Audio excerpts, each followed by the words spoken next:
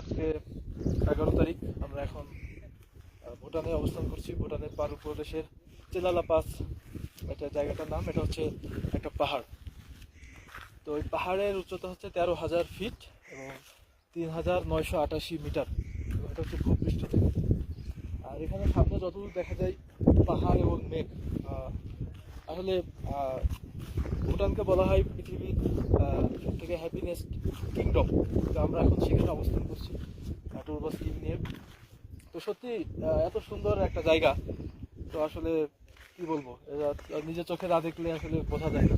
আমরা প্রথম দিন এসে বিশ্রাম ছিলাম, এক রাত থাকার পরে আমরা থিম্পুতে ছিলাম এক রাত। থিম্পুতে থেকে আমরা পারুতে এসে আমরা পারুতে আরেক রাত থাকছি এবং এখানে আজকের রাতটাও থাকবো পারুতে।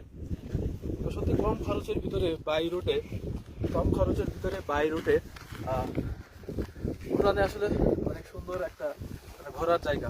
আপনি 5 দিন 4 রাত এই প্ল্যান করে আর আসা যাওয়া দিয়ে 2 দিন লাগবে টোটাল।